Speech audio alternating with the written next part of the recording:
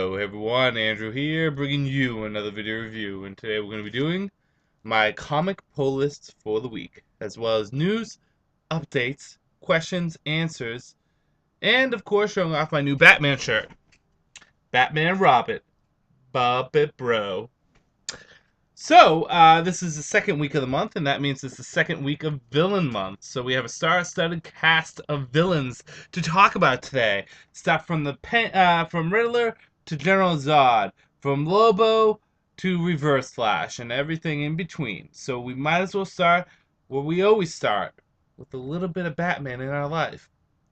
Of course, I guess it's a little bit of Riddler in our life with Batman issue number 23.2 or Riddler issue number 1. And as I stated last week, the visual effects on the 3D covers is absolutely gorgeous and stunning. I thought it was going to be a stupid gimmick, but it actually works out really well, and this issue in particular looks very beautiful.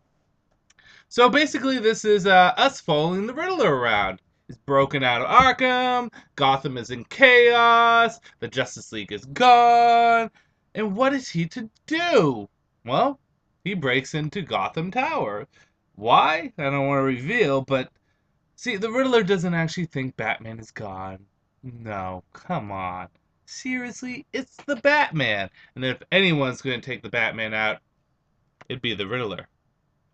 So let's get into the good, the bad, and whether or not you should get it. Hey diddle diddle, I've got a riddle. You know what's really good about this issue? Other than the fact Scott Snyder writes it, it's the fact that Riddler feels 100% in character, fresh and invigorating. He throws riddles out here and there, he fights enemies and opponents, but he doesn't do it through fisticuffs, but rather through clever tricks and usage of his mind. The Riddler is excellently portrayed here, and not only is this a great standalone story, but it's a nice little nod to Zero Year that's going on right now. So the Riddler is handled very well. The art is very beautiful. I really do like how the Riddler is portrayed, and most importantly, he's in his modernized Riddler getup. I like the bowler hat and the suit and the coat. Really is nice. Bad Zilch Zero Zip. Um, Although it's a little questionable on why he's actually in Gotham Towers, it's still, who gives a shit? It's a well-written story, handled very well too. Well, that's why it's well written. I'm just making room so I can put my comics over there because these covers, they make things slide so much they don't stay still. 5 out of 5. Pick up Riddler issue number 1. Of the two Batman from Batman comic, Riddler and Joker, the Riddler was the far superior of the two. Almost as good as Two-Face's issue number 1. Moving on to Detective Comics issue 23.2 or Harley Quinn issue number 1. Yeah, I completely forgot Harley Quinn was getting a villain month. I guess she's still technically considered a villain. More like, yeah, she's a villain. Anyways, this divulges a little bit deeper into what makes Harley tick, which is a very dangerous thing for people to deal with because, well, it's Harley. Why would you want to know what makes her tick? She is kind of, you know, crazy, but we get to see a little bit more of her past, a small little retcon to what was given to us with the New 52 stuff, how her hair was dyed the way it was, and get to see really what's her motivations and goals. Good, bad, whether or not you should get it. Good. Lover or hater with her new costume, Harley Quinn has been treated very well in the New 52. And you're probably saying, Andrew, really? With the slut costume, and she's never around the Joker, she's on the Suicide Squad. Why are you saying she's treated well in the New 52? I'll tell you why. One, putting costumes aside, the costume isn't that bad. Yeah, sure, it's pretty damn slutty, but there's been a lot worse. A lot worse. But let's just put the costume aside. Number 1, Harley Quinn kind of stars in her own comic with Suicide Squad. Number 2, she is going to be getting her own ongoing series with Harley Quinn, with Jimmy Palmiotti and Amanda Conner writing it. Pretty freaking awesome. Number 3 is she's outside of the abusive relationship that was the Joker. And number 4, it proves that Harley Quinn does not need the Joker to be a successful character. She can stand alone on her own. Which is, again, why I say that Harley Quinn has been treated, for the most part, very well in New 52. I have been enjoying her thoroughly. This issue is a contributes to that. It's a well-written issue that gives a fresh new take at Harley, but not so much that it changes the formula. It just presents it in a different light. The art is pretty good, and it was kind of interesting how Harley makes her costume. Bad, Harley kills a lot of people in this, and while Harley is bad, I don't consider her evil. She's on the same level as the rogues are, that she does bad things, but she's not quite at the Joker where she'll slit someone's throat. But she blatantly kills like 30 or so people with a video game. Shit happens. Besides that, this was a solid story, and I did enjoy it. And I do look forward to Harley Quinn's comic that's coming out. As for the cover, not quite as good as the Riddler in terms of 3D effect. Again, I have to see it again. But it's still very nice, and the art is very good. Why is she in the Batcave? I don't know. But hey, shit happens. So 4 out of 5. Moving on to Batman and Robin, issue number 23.2, or The Court of Owls, issue number 1. Similar to the Riddler's story, and I guess many of the Villains Month stories that we've been getting, this takes place during the chaos in Gotham, and the chaos of the Justice League being gone and the crime syndicate in charge. And basically, it just revolves around one Court of the Owl member with his daughter taking refuge and, well, pulling out a big ace under the sleeve that the Court of Owls has been holding shut and tight. Someone that is more deadly than their talents, more deadly than the Butcher. Who could that be? You have to read and see. Good, bad, whether or not you should get it. Good, I do like the tone of this comic, and I do like the utilization of the Talon and his daughter, and the revelation at the end was very nice. The art was good, although it really was more good for atmospheric sense. I don't think the art at all really defined the comic. It wasn't really amazing art, but again, for atmosphere, it served its purpose. Bad is it was a lot of flashbacking. Well, at times it was nice. At other times it felt just thrown in there. It really didn't do much. It was just there. Hey, look, the Court Owls are evil and they're doing bad stuff. Let's control Gotham. Ba ba ba ba. In the 80s. No one cares. But besides that, it was a pretty solid issue. I'm going to give it a 3.5 out of 5. I enjoyed the atmosphere and the conclusion at the end, and it should lead into Talon pretty nicely. Moving on to Batman, The Dark Knight, issue number 23.2, or Mr. Freeze, issue number 1. Now, this basically follows up on Mr. Freeze after the annual. He's out of prison. He broke out because, you know, he's Mr. Freeze. He can do that. And he exacts his revenge on one person, but he realizes something. After his father left him, his father remarried, had a new family. And Mr. Freeze has a association problem. He tends to overly associate with people, whether it's with his mother or whether it's with Nora, who he thought was his wife, or if it's with this new family. To what extremes is Mr. Freeze going to go to get what he wants? And exactly what is it that he wants from this new family? Good, bad, whether or not you should get it. Good. At first, I wasn't too sure how to feel about Mr. Freeze actually not having Nora Freeze as his real wife. On one hand, it felt as though it was like a slight betrayal of the character, but at the same time, it was liberating because now his character doesn't play the same fucking tune every time. And that was just for the annual itself. It's not for this particular comic. The reason why I brought that up is this comics makes me feel as though it was the right decision. Because, like I said, Mr. Freeze has that association problem. I forget what it's called. It's like love association problem, blah, blah, blah, something. It's already wrapped up. I'm not going to look for it. Where he overly associates himself with people. Whether or not this is caused by the fact that his mother was killed or whatever the reason is, but it adds levels and layers to Mr. Freeze. Mr. Freeze is pretty much a badass in this, kicking ass and taking names. Bad, the ending is a bit predictable, but that's about all. I'm going to keep this at a 4 out of 5, something that you should definitely pick up, especially if you're a Mr. Freeze fan. Moving on to Batman in Little Gotham, issue number 5. Oh, 6. I have 5 up there. I didn't get to read it. I don't know why. I forgot to get it last month. But this is Father's and Mother's Day. Plain, flat, and simple. Mother's Day story, really not that good. really not that fun. Few wise cracks here and there from Damien. Father's Day story, though, was a lot more fun, and I did enjoy the Father's Day story, which centered around Rachel Gould, Talia, Barbara Gordon, and Commissioner Gordon. So, on a whole, 3 out of 5. Enjoyable. Was an okay detox comic. Let's move on to something a little bit more evil with Trigon issue number 1, or Teen Titans issue number 23.1. And this effect is really cool. You know what's really cool about this comic? Marv Wolfman writes it. And for those of you who don't know who Marv Wolfman is, who's new to comics, then allow me to explain. In the 80s, there were 2 comics that just kicked ass and took names. They were the X-Men and the Teen Titans, or more accurately, the New Teen Titans. Now, those comics fought back and forth for the number 1 spot. The writers on the New Teen Titans were George Perez, who helped write and also did the art, who is one of my favorite artists of all time, and Marv Wolfman, who was also the writer and plotter of the story.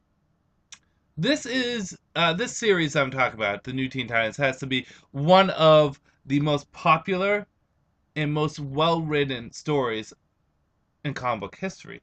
This series of comics, George Perez and Marv Wolfman as a team, which probably is the best creative team in comics in the past 40 years, they revolutionized the team, the comic, and for the latter half of the 80s, from 1980, I want to say actually from 1983 onwards to about 1993, so for about 10 years, dominated.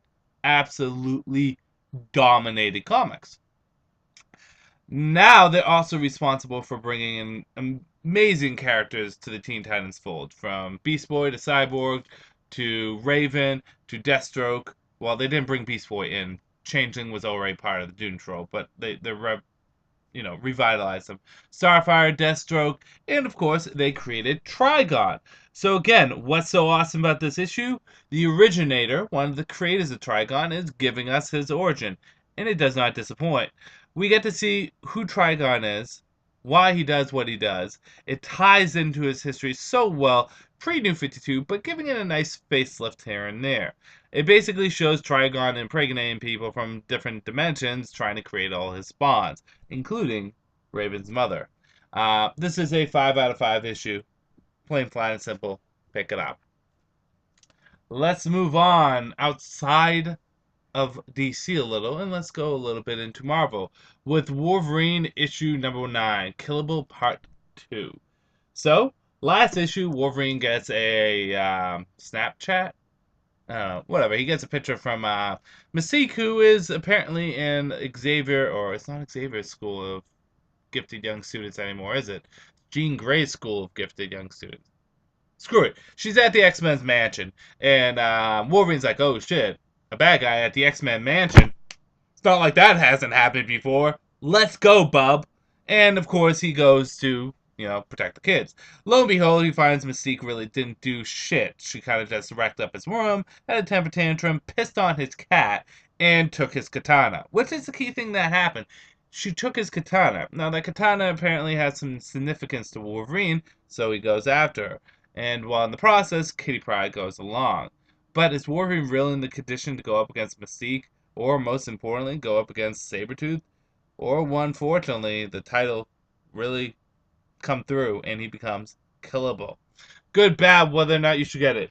Good. I felt Wolverine was very well handled in character in this, and I did like the utilization of Kitty Pryde. I think one of the most underrated X-Men, someone that I really do like, and who was utilized in this comic and issue very well. I feel as though the chemistry worked a lot better than, say, Nick Fury Jr. and Wolverine's chemistry. The action scene was pretty good. The fight at the end was pretty good. And also is building up to what will be interesting confrontation. Bad, I still think the Mystique thing is a little silly and it doesn't play out that well. But for the most part, this is a solid issue. Much more enjoyable than the previous one, which I think I gave a 2 or 3 out of 5. This I will give a 4 out of 5. I did generally have fun in this, and it almost makes me want to go pick up the Wolverine and X-Men comic. Almost. Doesn't mean I'm going to do it. Moving onwards, and I just had my little thing that I was going to show you guys fall down. So let me just prop it back up. 2. Brainiac issue number 1, or Superman issue number 23.1. The origin of Brainiac. Why he does what he does. How it ties into Grant Morrison's Action comic run in more ways than one. You're going to see here. Why does Brainiac collect planets? Is explained here. Why does Brainiac alter his body? Is explained here. Why does Brainiac have a particular fascination with Earth? It is explained here.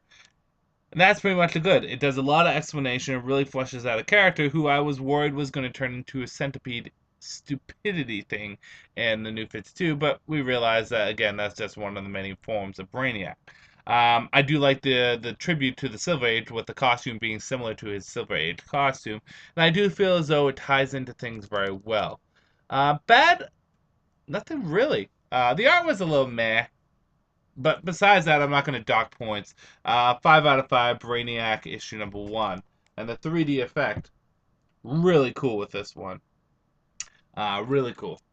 Moving on to the comic, I was one of the comics I was looking forward to most this week was Action Comics issue number 23.2, or General Zod issue number 1, or simply Zod issue number 1. Do you want Zod's backstory in the New 52? Right here. To why he got in prison, to who he was, to where he went, to why he does what he does. This it totally flushes out Zod. Uh, and it does a good job at that. This is a good interpretation of Zod. Not quite as good as, I want to say, Jeff Johns' interpretation of Zod, who was very similar to the movie, like, I'm all about Krypton. While this one is still very much all about Krypton, he has his own underlying motives. Zod is, for the most part, he knows he's a conqueror. He knows that he's a bad guy. He knows he's a monster. And the thing is for Krypton, he's okay with that. He embraces it. Hell, he even enjoys the fact he is Krypton's monster, because it is what Krypton needs, at least in his eyes. I do like the look for Zod. I think it's handled. I think it's a good look for Zod. 10 times better than the look that was given for Injustice. It was just such a bad look on Injustice. And I do like that Feor and Nod are. Is it Nod? I forget his name. His lackeys are in this too. Uh, Bad. I wish they could have gone into a little bit more about Zod's um, love for Krypton, because I truly believe Zod should love Krypton and everything it was, just be a power-hungry dictator in the meantime. But putting that aside, I did enjoy this issue a lot. Probably more so than I thought I was going to. I'm going to hold this tight as a 5 out of 5. Moving again back to Marvel with Captain America issue number, what are we at, 11? 12? It doesn't even say on here. Pretty sure this is 12. Oh, 11, right there. Cleverly putting in the background. Captain America, I guess I was confused at the end of the last issue, is back in our regular world, and he is coping with what happened. Being in the Dimension Z for 7 years. No, not that 7, 13 years. Having a son who died. His love of his life is probably dead. And now having to deal with Jet, who is a refugee and the daughter of Zola. Zola, is that his name? I still don't get his name. Dealing with her and reincorporating her into man's world. Or I just did a Wonder Woman thing there. Reincorporating her into our world. Good. Bad, whether or not you should get it. Good. This was a very good cool down issue for Captain America. Thought the flashbacks were handled very well and tied into the ending very well too. The art, I think, is an improvement over the previous arts. Well, I did like whatever his name was, who does kick ass and did the art in previous Captain America issues. I really did like how he made Captain America really look like it was falling apart. That's about the only thing of the art that I cared about. I do think the art is better in this. And I felt as though it touched upon a lot of the questions that were left hanging. Like, how was Captain America able to be in Dimension Z for so long? Why did he age? Was everything real? Was it fake? What exactly is going on? And it also, again, I like the fact that Jet is a continual character in the Captain America comic. Bad, None. This was a great issue. Captain America, I hold true as one of the best of the Marvel Universe comics. Well, many may not agree with me and might even say that I'm playing favoritism, seeing Captain America as my favorite character in Marvel. There's a reason why he's my favorite character. It's because his comic is that good. Um, I don't, and to be admittedly, I don't read All New X-Men or Uncanny X-Force or all these other comics that people say I should pick up, Daredevil and all that, which could be admittedly fantastic comics. From what I've read of Marvel, actually I've read all the issue number ones of the Marvel Nows. They were okay. Um, of the comics I read or have read of Marvel, from Captain America, Iron Man, Thor, Wolverine, Fantastic Four, FF, Avengers, all to the number ones I've read. I read the Indestructible Hulk, to Deadpool, to New Avengers, to X-Force, to X-Men, to all new X-Men. All of them, I still hold true that Captain America is the best of the bunch. 5 out of 5, pick it up. And it might be a good jump on point. It might be. If you're willing to accept the fact that shit happened past 10 issues, it might be a good jump on point. Let's go back to being a little evil with Green Lantern issue number 23.2 or Mongul issue number 1. Now, as far as I know, and I believe I'm correct, Mongul has really not shown up in the New 52. Maybe in a flashback? Maybe? In Green Lantern, that might be about it. But Mongul really hasn't shown up. So basically, we get the gist of Mongul here. And you know what the gist is? He's exactly the same before the New 52. So if you liked Mongul pre-New 52, guess what, guys? He's exactly the same. The story was pretty cool because I think it was handled very well and paced very well and had a great ending. Um, and I thought, on a whole, it was loyal to the good stuff of Mongrel, which is all good stuff. The only thing they changed was his costume slightly. Mongrel is basically Mongrel. Oh, and the cover is really nice. 5 out of 5. This was a fun issue. The Villain Month issues have been really good. I feel bad giving so many 5 out of 5s. Andrew, you're just throwing out 5 out of 5s. Yeah, because they're fucking good. Pick them up. Why do you think I'm giving them that score? Moving on to Buffy, Season 9, issue number 25, which I believe, I guess is the finale. It is the finale. Do they save Dawn? Do they retrieve magic to our world? Hint, hint, yes and yes. Does Buffy die? Of course she doesn't. But some people do. Good, bad, whether or not you should get it. Good. I thought the dialogue was handled very well. I do like the fact that magic's back in our world. And I do like the fact that Dawn did not die. I felt Buffy was very much in character in this and probably more well handled in this issue and in this past, 5 issues than she has been in all of season 9. And in addition to that, I felt as though it had a good ending. Bad, a character dies off unceremoniously, which pissed me off because it's a character that I really did like. And two, what was the point of taking magic away if we're just going to put magic back after what, 25 issues? Which, again, is no short time, but that's like 3 years, 2 years and 1 month. What was the point? It's not like no magic on Earth changed anything. Putting that aside, solid issue. I will give this a 4 out of 5. I did enjoy it, and I'm interested to see what will happen with season 9 2 or season 10. Um, Aquaman issue number 23.1 or Black Manta issue number 1. Black Manta, his whole entire life is about killing Aquaman. Why? Because Aquaman killed Black Manta's father by mistake. And what does Aquaman do when he realizes that... Oh, not Aquaman. What does Black Manta do when he realizes Aquaman is dead? He has Aquaman's trident. The crime syndicate took him out. So who's going to be Black Manta's new primary target? You might be surprised. Good, bad, whether or not you should get it. Good. Black Manta is a complete badass in this. Absolutely complete badass. I really do like the psychology that goes into how he feels towards Aquaman and how he feels towards people that he deems his enemies. And how he's actually a little bit sad that Aquaman died because he didn't get to kill him, but Aquaman's still dead. He reached for that trident really quick. Bad, I can't really say there was anything bad about this. It just didn't blow me away like some of the other issues. I'm going to keep this at a 4.5 out of 5. Definitely something to pick up. But that's about it.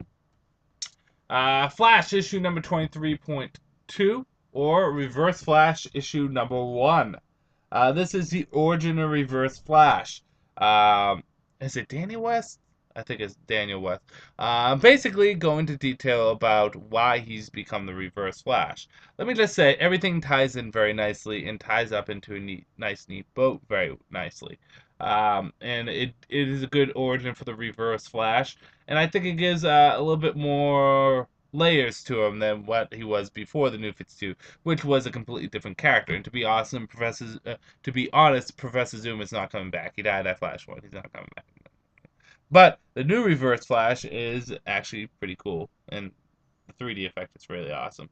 It's actually pretty cool, and you actually feel better for the guy. You really do. No bad about this. A 5 out of 5. Pick it up. Which we will get into shortly about the creative team, because I'm sure everyone's heard the news. Earth 2, issue number what? 15.2, Solomon Grundy, issue number 1. Grundy's back on Earth. We see Grundy's origin. We see how he lived, how he died, and that's it.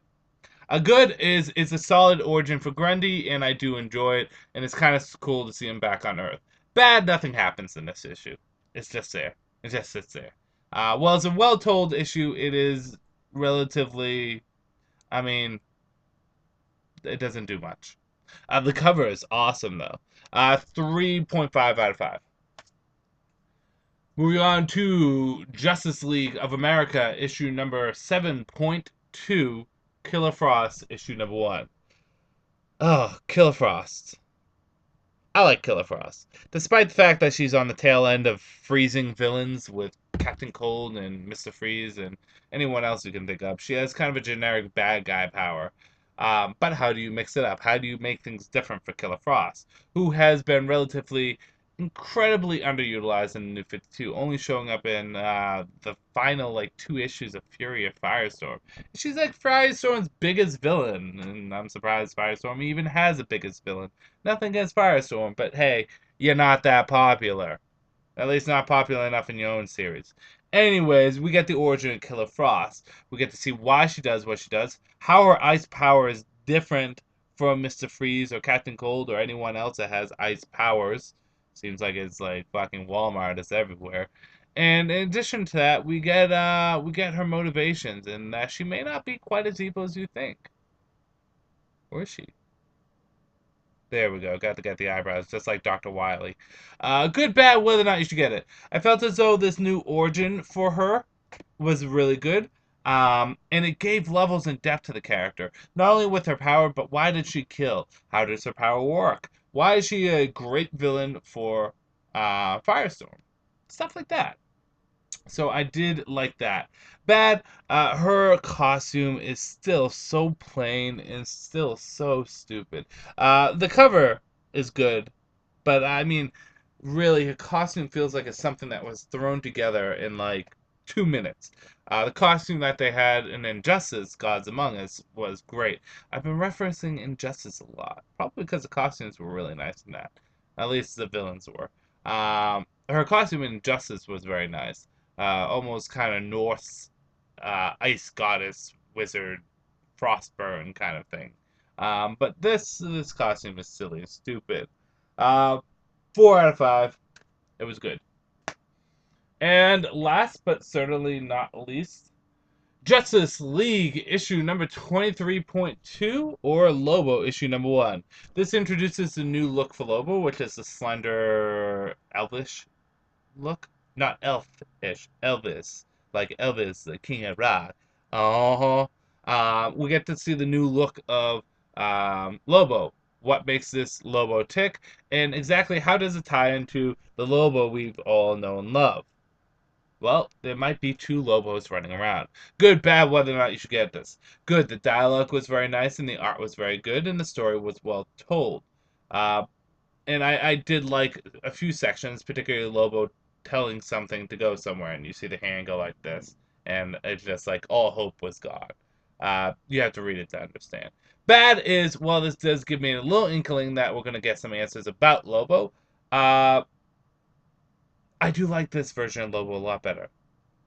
Not gonna lie. I'm gonna give this Lobo a chance. Maybe he'll impress me. Maybe he'll surprise me.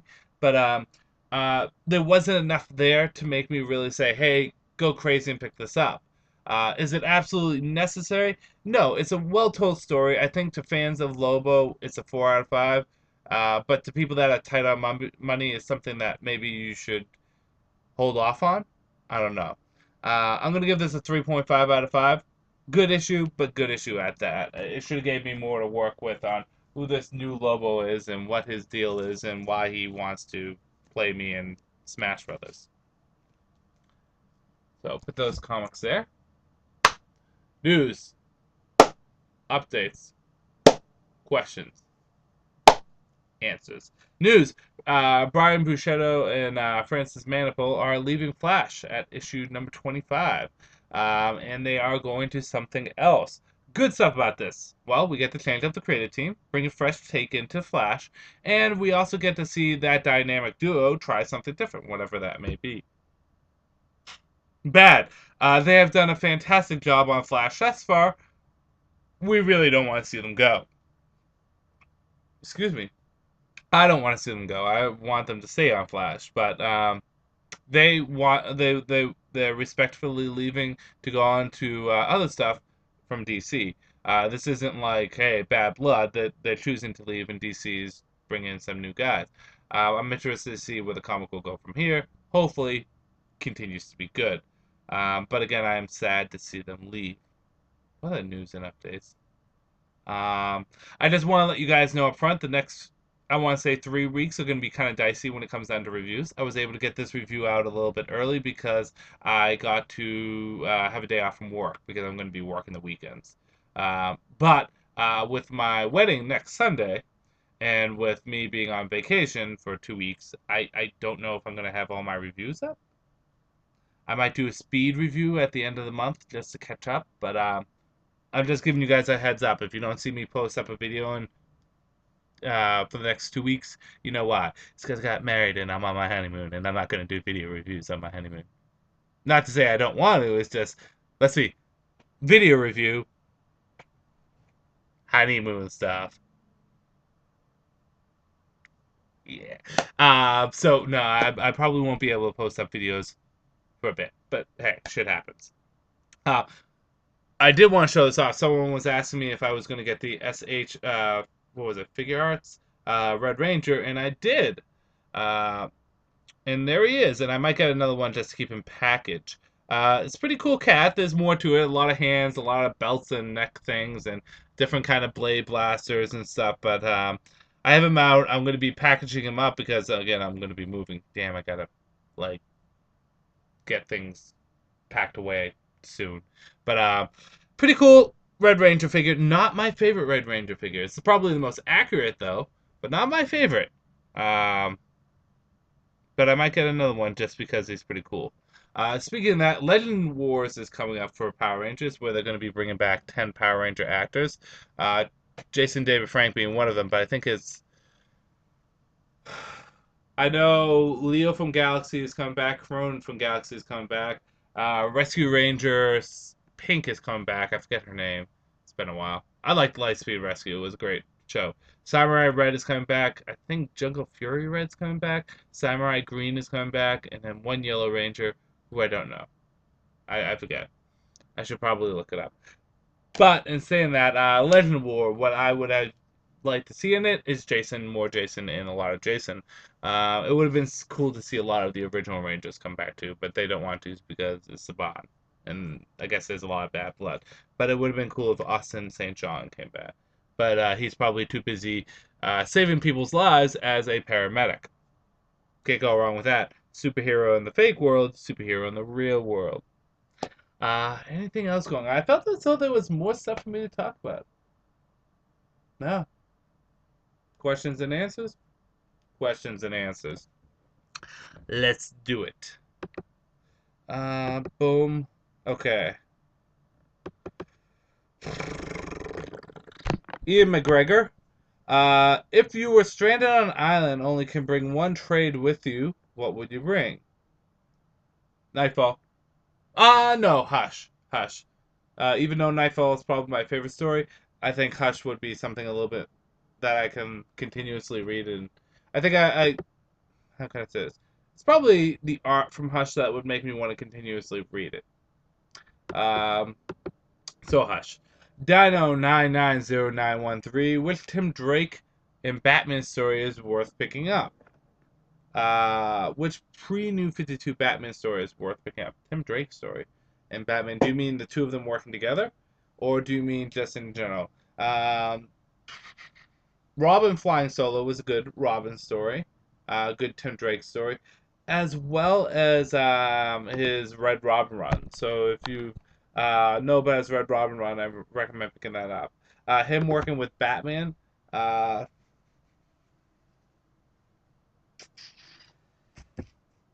Batman Detective, I think they had some fun stories in. I'm trying to think what else. Uh, Nightfall was fun to see, even though he worked with Azrael a lot. It was fun to see in Nightfall. But Batman Face to Face was probably the best one I can think off the top of my head. Uh, so yeah, pick those up. Which pre-New 52 Batman story is worth picking up? A lot of them.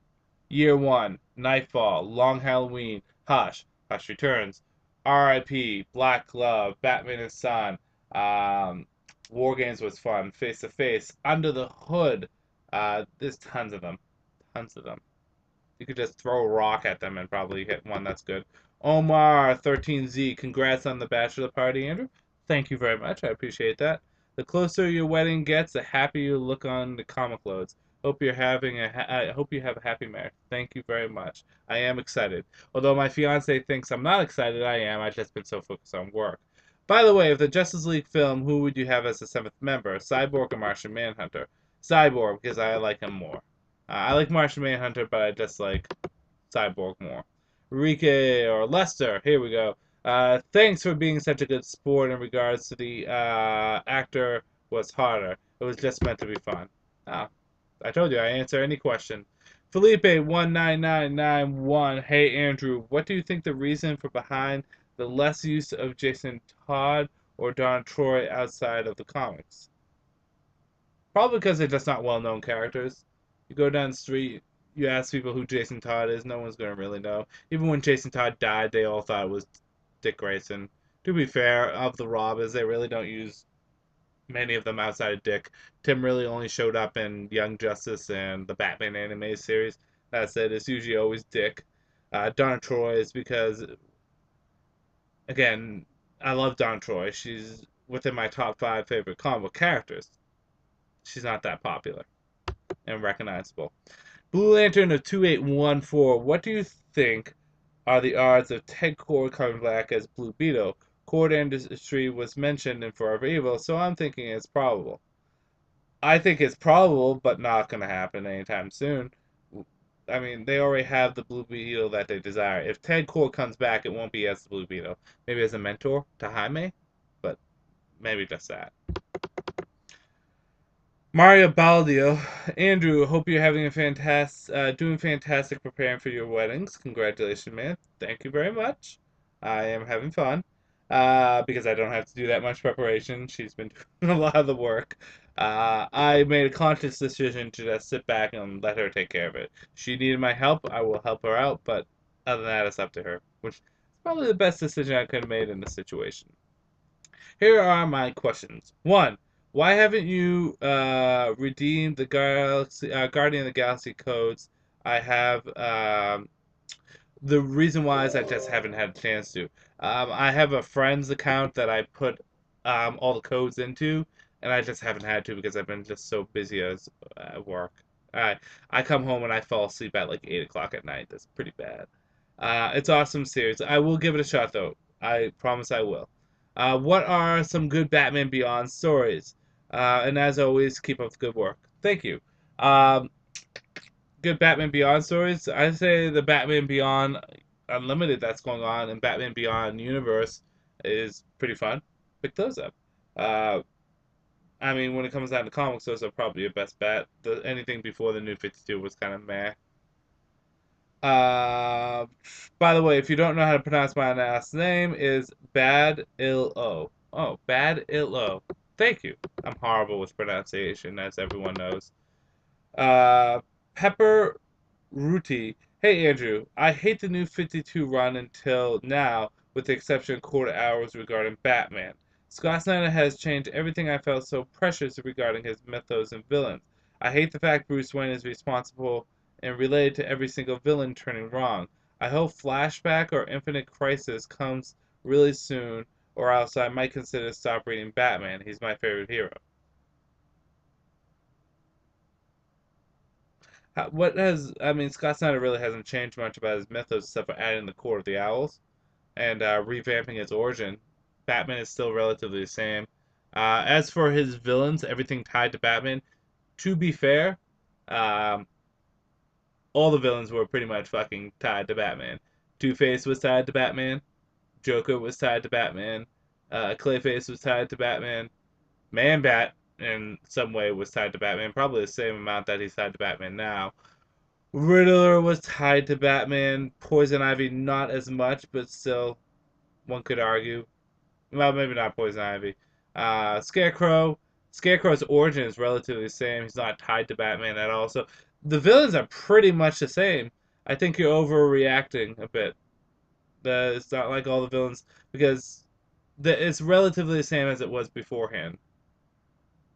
I mean, let's see.